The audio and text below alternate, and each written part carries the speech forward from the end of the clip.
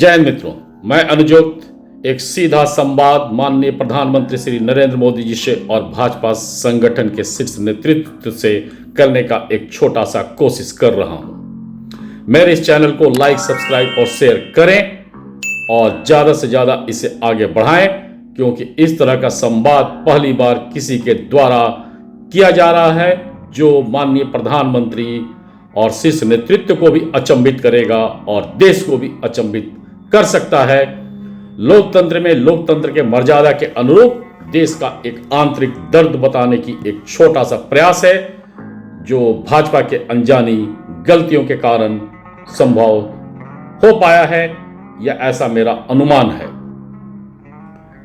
इसमें कोई शक नहीं कि पहली बार एक पूर्ण देश के हर कोने को देश नीति के लिए प्रेरित करने का कार्य जो माननीय प्रधानमंत्री जी ने किया वो पूर्व में कोई नहीं कर पाया।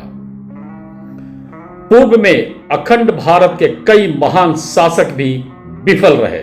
हर प्रांत और परिवार को गुलामी का दंश मिला। प्रमुख कारणों में अंदर और परिवार के ही गद्दार थे जो थोड़े से लालच में क्रूर विदेशी शासकों के हाथों बिकते गए और देश गुलाम होता गया। विध्वंसक आजादी के बाद आम आदमी के आंदोलन से निकले एक प्रधानमंत्री ने पहली बार अखंड भारत में एक अनुशासन के बदले जातिवाद और तुष्टीकरण थोप दिया, परिवारवाद को स्थापित कर दिया। इसके बाद कई प्रधानमंत्री हुए, सब उसी राह पर चले, या कुछ मजबूरी में काम किए या मौन रहे। इन नीतियों के परिणाम स्वरूप स्वार्थी परिवारवाद राजनीति और कई महत्वपूर्ण प्रांतीय राजनीति का वजूद मजबूत हुआ। आजादी के बाद का असली सच यही साबित हुआ कि लोकतंत्र के नाम पर जनता का खून पसीना निचोड़कर जनता को ही गरीबी, बेरोजगारी, महंगाई, भ्रष्टाचार जैसा उपहार राजनीतिक दलों द्वारा मिला, और लोकतंत्र में लोगों को मजबूत करने के नाम पर जातिवाद और तुष्टीकरण का उपहार मिला। राजनीतिक दल लोकतंत्र में संविधान शब्द के इस्तेमाल से गरीबी, बेरोजगारी, महंगाई जैसे दानों को हटाने के नाम पर अघोषित रूप से अरबपति बन गए और पीढ़ियां भी मजबूत होती चली गई। जनता की पीढ़ी जातिवाद और तुष्टीकरण में उलझकर जैसे तैसे जीवन यापन को ही अपना वजूद मान लिया।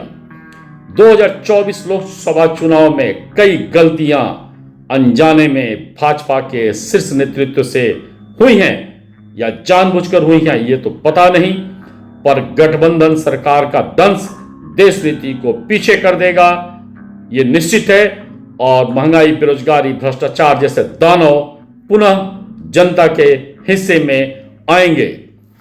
मेरा ये भाग 1 है। भाग 2 में ऐसी कई और जानकारी आएगी जो माननीय प्रधानमंत्री और शीर्ष नेतृत्व को अचंभित करेगा। लेकिन उसके पहले मैं कुछ बातें माननीय प्रधानमंत्री और शीर्ष नेतृत्व को यह जरूर बोलना चाहूंगा कि देश में एक लंबे वक्त के बाद देश नीति बना था। अखंड भारत के बाद पहली बार एक देश को एक सकारात्मक प्रभाव वाला शासन तंत्र दिखा था, लेकिन कुछ अनजानी गलतियों ने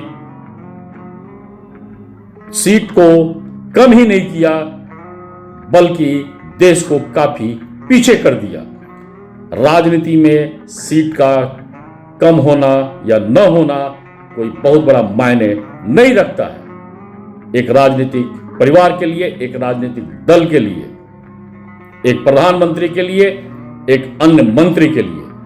लेकिन हमारे देश का ये दुर्भाग्य है कि देश में अधिकांश राजनीतिक दल स्वार्थवाद राजनीति में ही ज्यादा लिप्त रहे हैं, और जब ऐसा कुछ देश के विकास के लिए, देश के जनता के आत्मसम्मान के लिए, आत्मनिर्भर देश बनाने के रास्ते को बनाने वाले, दिखाने वाले लोग एक सपना देश को दिए और देश भी काफी उम्मीद पाले हुए था, युवा पीढ़ी भी काफी उम्मीद पाले हुई थी।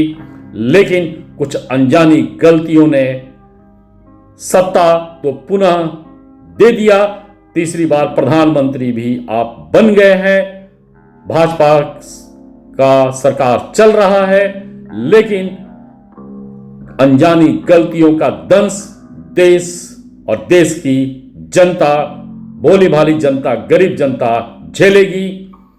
मेरा अनुरोध यह है कि मेरे इस भाग को और आने वाले अन्य भाग को आप सभी सुने और कहीं ना कहीं एहसास जरूर होगा कि गलतियां हुई हैं और भविष्य में ऐसी गलतियां न हो, ताकि देश को देश नीति वाले राजनीतिक दल ही भविष्य में चलाएं, ताकि देश में एक अनुशासन स्थापित हो सके।